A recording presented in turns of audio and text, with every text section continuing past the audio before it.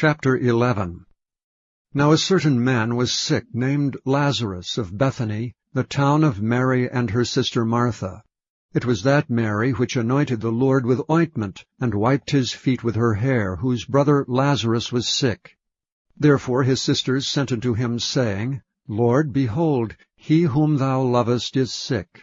When Jesus heard that, he said, This sickness is not unto death, but for the glory of God, that the Son of God might be glorified thereby. Now Jesus loved Martha and her sister and Lazarus. When he had heard therefore that he was sick, he abode 2 days still in the same place where he was. Then after that saith he to his disciples, Let us go into Judaea again. His disciples say unto him, Master, the Jews of late sought to stone thee, and goest thou thither again? Jesus answered, Are there not 12 hours in the day? If any man walk in the day, he stumbleth not, because he seeth the light of this world. But if a man walk in the night, he stumbleth, because there is no light in him. These things said he, and after that he saith unto them, Our friend Lazarus sleepeth, but I go that I may awake him out of sleep.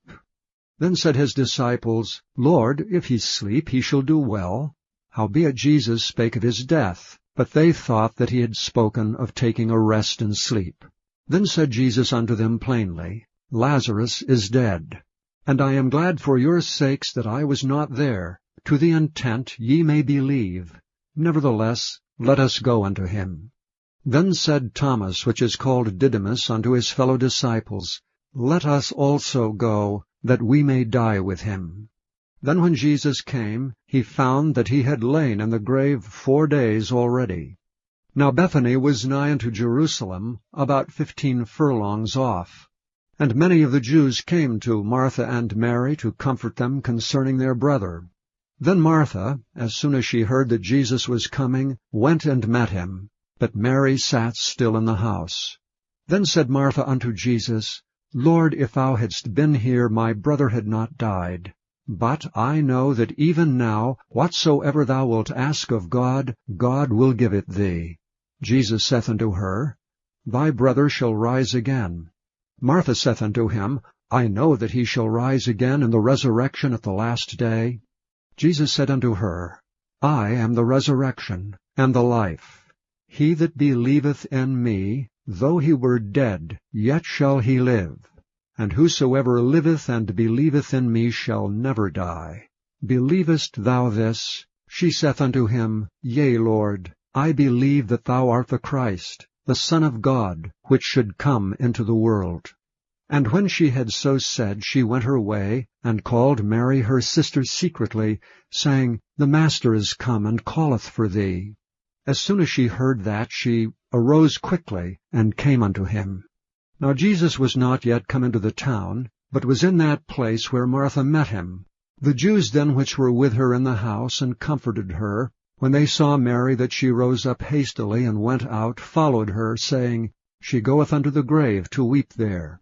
Then when Mary was come where Jesus was, and saw him, she fell down at his feet, saying unto him, Lord, if thou hadst been here, my brother had not died.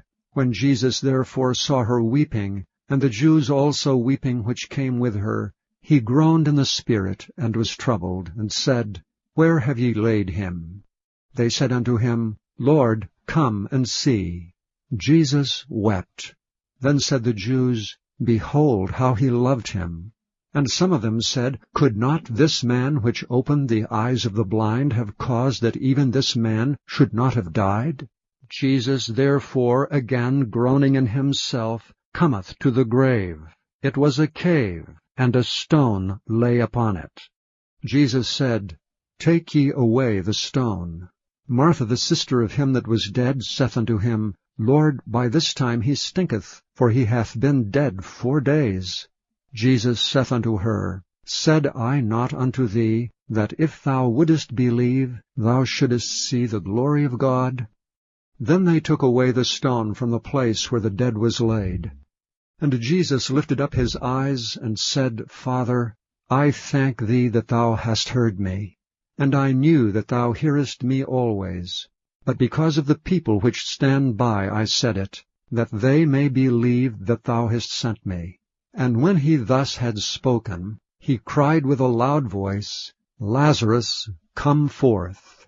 And he that was dead came forth, bound hand and foot with grave clothes, and his face was bound about with a napkin. Jesus saith unto them, Loose him, and let him go. Then many of the Jews which came to Mary, and had seen the things which Jesus did, believed on him. But some of them went their ways to the Pharisees, and told them what things Jesus had done.